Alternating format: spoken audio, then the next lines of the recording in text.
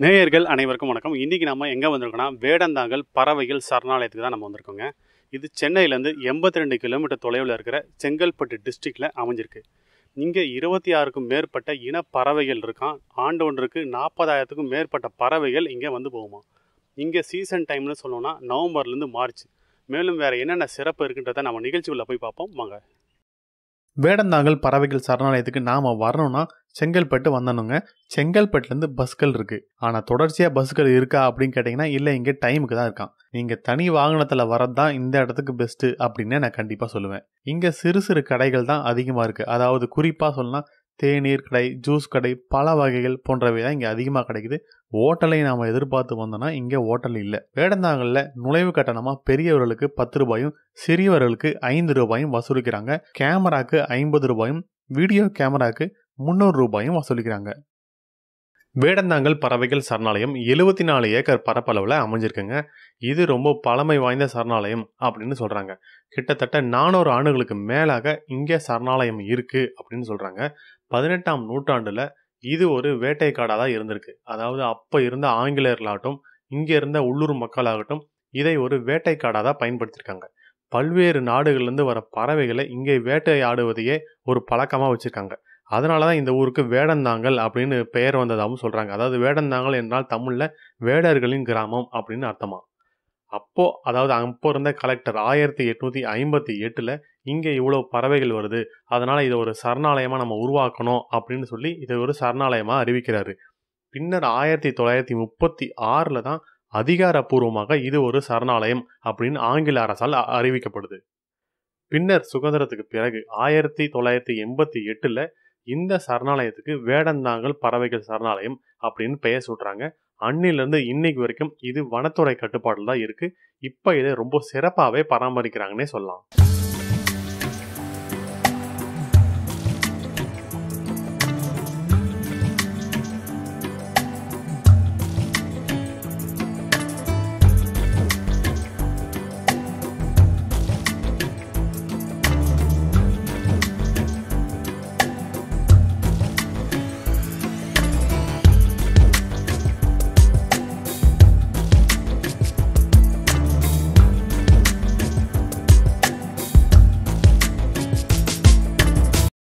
இங்கே 4000 மைலுக்கு அப்பாற்பட்ட நாடுகள்லேருந்து பறவைகள் இங்கே வருதான். அதாவது Bangladesh, Sri Lanka, Siberia, Australia, France, Sweden போன்ற நாடுகள்லேருந்து பறவைகள் இங்கே அதிகமாக வருதான். அதில் கிரே பெலிகான், இண்டியன் சை, darter, large egret, spoonbill போன்ற வகையான பறவைகள் இங்கே அதிகமாக இருக்குதான். பறவைகள் 4000 மைலுக்கு அப்பாற்பட்டு இங்கே வருதுன்னா அதை நினைக்கிறப்ப ரொம்ப பிரமிப்பாகவும் ஆச்சரியமாக தாங்க இருக்குது. மக்கள் பறவைகளை தெளிவாக பார்க்கணுன்றதுக்காகவே இங்கே வாட்ச் டவர் ஒன்று கட்டியிருக்காங்க. இந்த வாட்ச் டவரில் 5க்கும் மேற்பட்ட சின்ன அளவிலான டெலஸ்கோப் இருக்குங்க. இதற்கு நுழைவு கட்டணமாக 20 ரூபாய் வசூலிக்கிறாங்க. ஏறக்குறைய ஒரு 400 ஆண்டுகளுக்கு முன்னாடி இந்த வேடந்தாங்கல் பறவைகள் சரணாலயம் உலக லெவலில் பேர் போன இடம். இது வேடந்தாங்கல். இதே மாதிரி வெளியிலே நிறைய இடங்கள் இருக்குது. குறிப்பாக எல்லாத்தோட இது முதல் இடமா இருக்குதுங்க இந்த வேடந்தாங்கல்.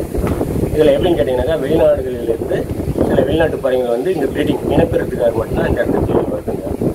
இது வருகிற நாட்டில் என்னன்னாக்கா நவம்பரில் வரும். நவம்பர்லேருந்து மே மாதம் வரைக்கும் ஏறக்குறைய 6 மாதங்கள் இங்கே இருக்கும்.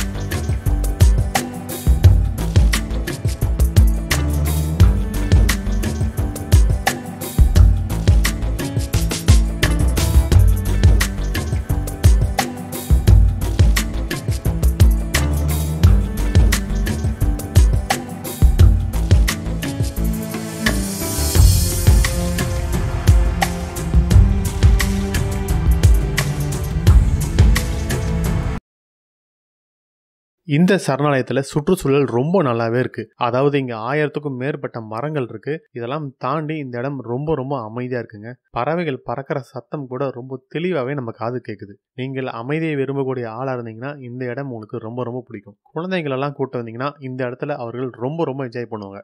ஏன்னா நம்ம பாட புத்தகத்துல காமிச்சு இங்க இந்த பறவை இருக்கு, அங்க அந்த பறவை இருக்கு அப்படின்னு நம்ம சொல்லியிருப்போம்.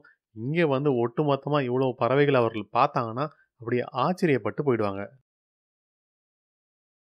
இந்த சரணாலயம் இவ்வளவு சிறப்பா இங்க இயங்கி வர்றதுக்கு இங்க இருக்கிற உள்ளூர் மக்களுடைய பங்களிப்பு ஒரு முக்கியமான காரணங்க. அதாவது இங்கு வரும் பறவைகளை தன் வீட்டு குழந்தைகள் போல இவர்கள் பாக்குறாங்க. ஒவ்வொரு ஆண்டும் இதற்காகவே தீபாவளியை கூட இவர்கள் சத்தமில்லாத தீபாவளியை தான் கொண்டாடுறாங்களாம். கிராம மக்கள் வந்து அனைவருமே வந்து இந்த பறவைகளுக்கு பாதுகாப்பு தான் கொடுப்பாங்க. ஏன் பாதுகாப்பு கொடுக்குறாங்கன்னு கேட்டீங்கன்னாக்கா, மக்களால் வந்து பறவைகளுக்கு நன்மை அதே மாதிரி பறவைகளால் வந்து மக்களுக்கு நன்மை. எப்படின்னு கேட்டீங்கன்னாக்கா, இந்த பறவைகள் வந்து இந்த தண்ணியில் வந்து எச்சில் இடுது. அந்த எச்சில் வந்து தண்ணீரில் வந்து நல்ல உரமாக இருக்குது. அதனால் வந்து விவசாயிகளுக்கு வந்து அந்த பல மடங்கு வந்து விவசாயத்தில் வந்து நன்மை கிடைக்கும். அவங்க வந்து பெரும்பாலும் வந்து மருந்துகள் அதிகம் போட மாட்டாங்க. இந்த பறவைகளுடைய கழிவுகளே வந்து மருந்துகள் அமைக்கும். அதனால் வந்து அந்த விவசாயிகளுக்கு நன்மையாக இருக்கும். அதனால் மக்கள் அதுங்களுக்கு வந்து பாதுகாப்பு பண்ணுறாங்க. அதாவது வெளியாளர்கள் வந்து அது வேட்டையாடுறதோ யாராச்சும் அது வந்து பிடிக்கிறது இது மாதிரி தவறான செயல்கள் ஈடுபட மாட்டாங்க. அப்படி பட்டாங்க அவங்களுக்கு தகுந்த தண்டனை கிராம மக்களே கொடுப்பாங்க. இது ஒரு பட்சம். அதுவும் இல்லாமல் வனத்துறை உயர் அதிகாரி, வன உயிரின காப்பாளர் அவர்களும், வன உயிரின சரக அலுவலர் அவர்களும் இதை வந்து ரொம்ப சிறப்பான முறையில் பறவைகளுக்கு பாதுகாப்பு பண்ணுறாங்க.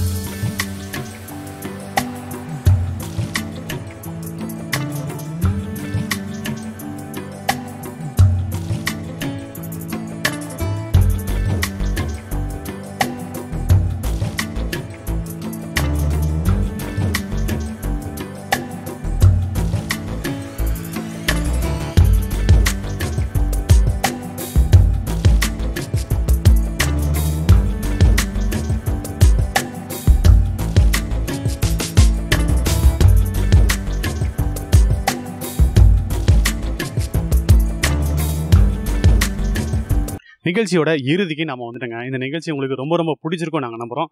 ஓரளவு வேடந்தாங்களை உங்கள் கண் எதிரில் கொண்டு வந்து காட்டியிருப்போம்னு நாங்கள் நம்புகிறோம்.